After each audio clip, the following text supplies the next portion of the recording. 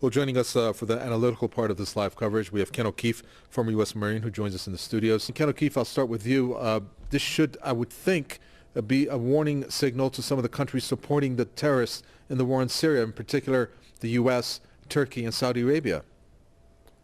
Yes, well, I hope actually that it's even more of a wake-up call for us to realize that we are ISIS, that the Western governments that are in bed with Saudi Arabia, who is the primary funder of ISIS, along with Qatar and other Gulf states. We not only provide the political cover and military assistance to Saudi Arabia while it slaughters innocent people in Yemen, but we also provide the cover for them to go ahead and do their dirty dealing with these psychopaths who are running around Syria and other parts of the world as well, Iraq. Let us remember that before the United States invaded Iraq, there was no al-Qaeda in Iraq. Look at it today. Let us also remember that when Gaddafi was in power in Libya, there was very little al-Qaeda. And in fact, now we look at it, and it's an absolute basket case full of these operatives. And we look to Syria as well as yet another example of where these problems were actually quite under control in terms of al-Qaeda. In fact, Bashar al-Assad was assisting the United States, this is all on record, in a very meaningful way. In fact, many of the tortures that were being carried out were being done by Bashar al-Assad, or at least his regime, in order to extract information from people that we were supposedly fighting.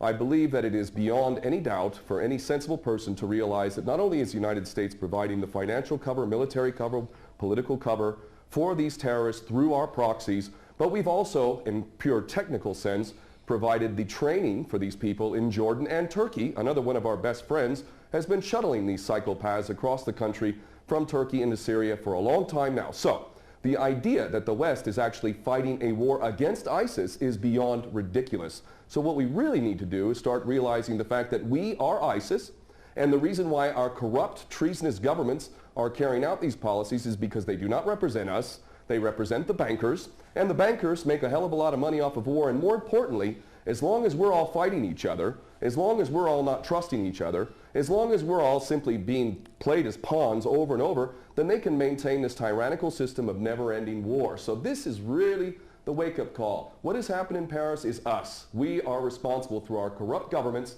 for all of these policies, and even if these individuals who carried this out are not directly working for Mossad, CIA, ISIS, al-Qaeda, all the same thing, even if they did this organically of their own volition, believe me, that is exactly what our so-called governments want. That is what the policy that we've been fostering over and over. And quite frankly, if we're to look at ISIS, ISIS stands for Israeli Secret Intelligence Service. They never attack Israel, and that in itself also tells you a lot about who these individuals are.